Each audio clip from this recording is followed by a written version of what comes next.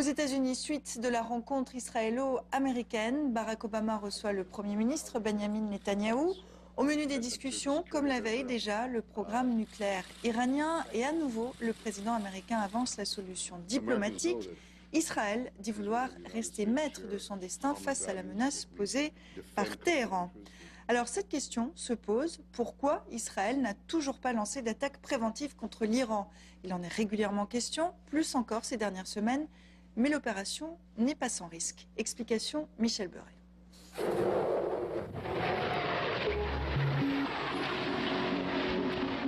Frapper les sites nucléaires en Iran, l'état-major israélien y pense depuis longtemps. Mais techniquement, une telle opération est bien plus risquée que les frappes sur l'Irak en 1981 pour détruire le réacteur aux Irak, ou encore sur la Syrie en 2007 pour détruire Deir ez-Zor.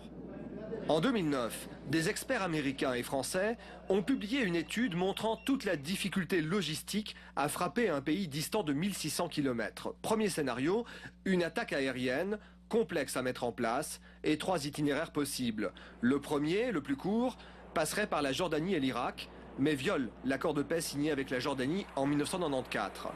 Le second couloir passe par l'Arabie Saoudite et le sud de l'Irak, mais pose problème pour les mêmes raisons. Par défaut, Israël pourrait envisager la voie du Nord, qui longe la Syrie, la Turquie et le nord de l'Irak. Mais c'est la plus longue et donc la plus repérable. Une telle opération exige une centaine d'avions, combinaison de chasseurs F-15, F-16, de ravitailleurs, de bombardiers et d'avions brouilleurs de radar. En face, l'Iran aligne un puissant dispositif de défense anti-aérienne, missiles solaires et avions de combat, capables d'infliger selon les calculs 20 à 30% de pertes aux assaillants. Ce risque, Israël n'a pas voulu le prendre jusqu'ici. Deuxième option pour Israël, frapper l'Iran avec des missiles, les Jericho 3 par exemple. Mais là encore, l'opération est complexe.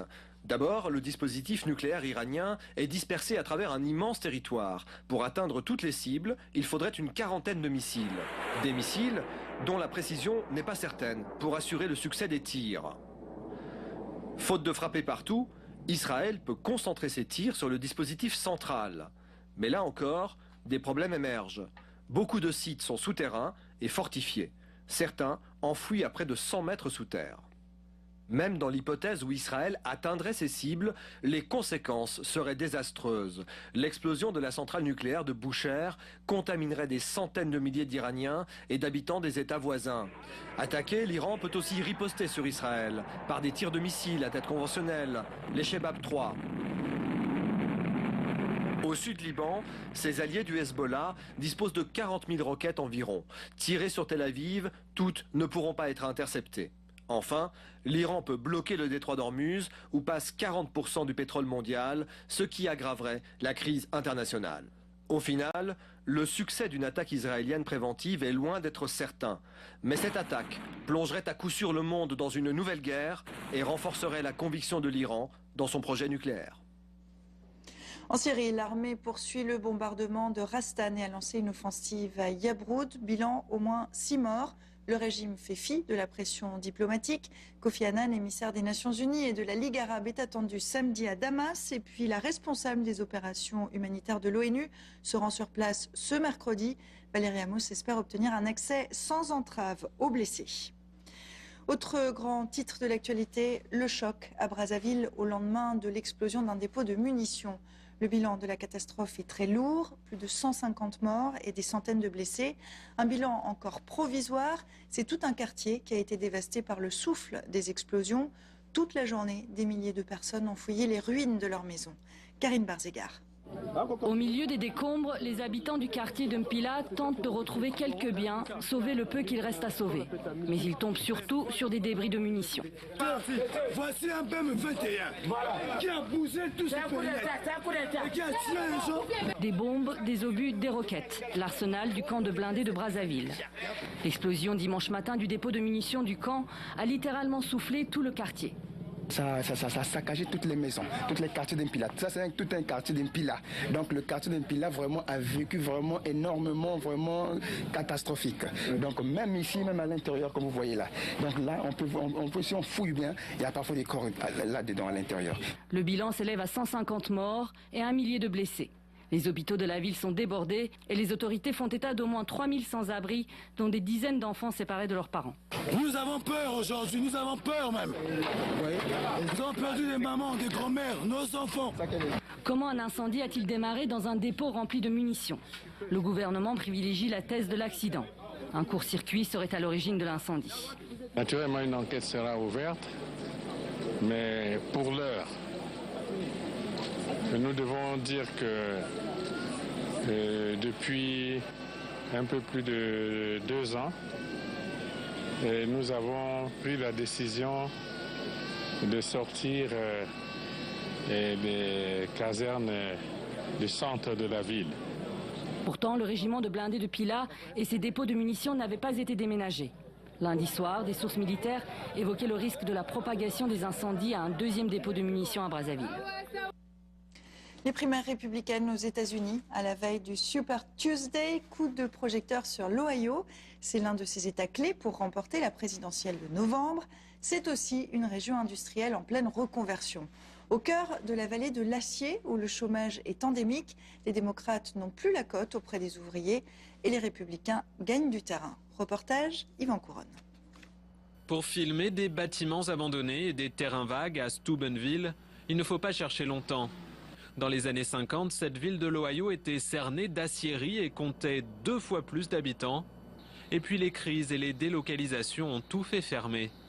Les ouvriers ici ont toujours oscillé entre démocrates et républicains, mais récemment l'avantage est aux républicains. Rosemary est l'une de ces démocrates qui ont changé de bord. J'ai toujours voté démocrate, mais j'ai changé pour les républicains à la dernière élection, parce que pour moi, Obama n'était pas préparé pour la fonction. Et maintenant, c'est évident qu'il n'a rien fait. Hook, lui, est républicain. Retraité des hauts fourneaux, ses positions politiques tiennent en 3 mots. Plus jamais Obama. Je préférerais voter pour l'ivrogne du coin plutôt que pour Obama. Il fait n'importe quoi, c'est un politicien. Le plus inquiétant pour les démocrates est que même chez ses adorateurs et adoratrices de 2008, sa cote a baissé. Regardez, c'est grand ici, il faut réparer tout ça. Swan a quasiment 18 ans, elle est bien connue à Steubenville, où elle travaille dans plusieurs associations. À 14 ans, elle faisait du porte-à-porte pour Obama, mais 4 ans plus tard, elle ne peut que constater que sa ville reste dans le même état de délabrement. L'espoir a fait long feu. Le changement, on ne le voit pas. Il nous a raconté beaucoup de salades, tout le monde y a cru. Maintenant, c'est la fin de son mandat, il n'a vraiment rien fait pour les États-Unis. Barack Obama aura du mal à être réélu en novembre sans l'emporter dans l'Ohio, l'un des États les plus convoités par les deux partis. Il ne lui reste que quelques mois pour ramener les ouvriers et les étudiantes au bercail démocrate. C'est le dernier congrès national du peuple avant l'arrivée de nouveaux dirigeants à la tête de la Chine. Comme chaque année, l'Assemblée nationale populaire s'est réunie à Pékin. Les députés venus des 4 coins du pays se sont vus donner les lignes directrices pour la deuxième puissance économique mondiale. Stabilité sociale dans les campagnes, efforts militaires, mais surtout réformes économiques pour faire face à la crise.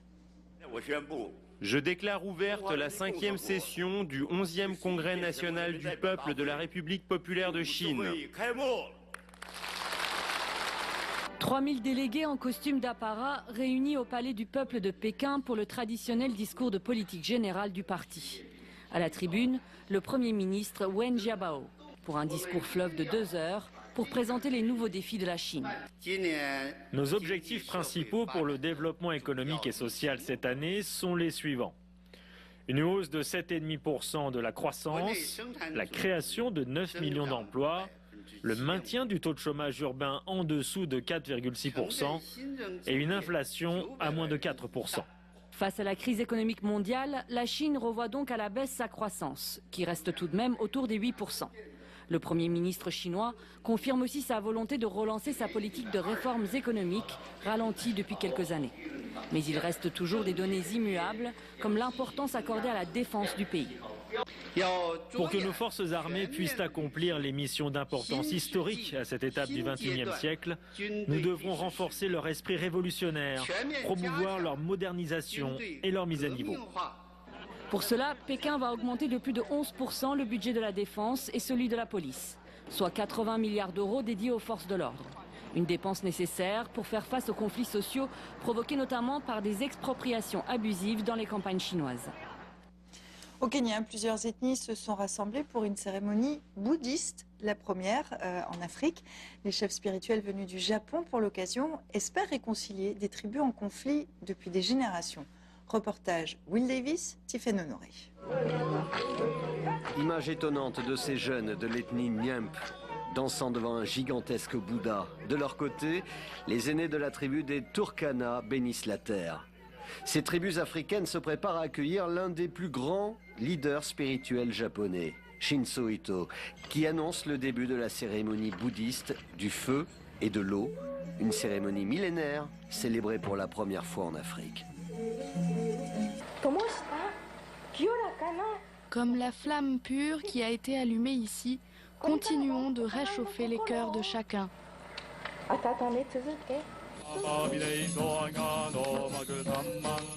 Dans la région de Laikipia, au centre du Kenya, les membres de plusieurs tribus alentours se sont rassemblés. Depuis des siècles, elles se battent les unes contre les autres pour les terres et le bétail. Les leaders bouddhistes espèrent changer cette situation. Si nous pouvons transmettre le message qu'au-delà de la diversité et des différences nous ne faisons qu'un, nous pouvons travailler ensemble. Même si leurs costumes sont différents, même s'ils viennent de différentes tribus. Ils sont quand même capables de collaborer harmonieusement et d'organiser cette belle cérémonie. Donc au-delà de toutes les différences, nous pouvons travailler ensemble. Et si nous pouvions diffuser ce message, ce serait merveilleux. La cérémonie est un rite de purification. Le feu représente la sagesse, l'eau, la compassion. Les bouddhistes veulent amener les gens à penser davantage les uns aux autres. Le message semble faire son chemin. C'est grâce à cette religion que ces personnes vont se rassembler. Avant cela, nous étions divisés. Maintenant que nous connaissons cette religion, nous pouvons travailler ensemble et coopérer. Le Kenya compte un nombre infime de bouddhistes, mais cette cérémonie venue de loin laissera des traces chez les Nyamp, Turkana et Pokot.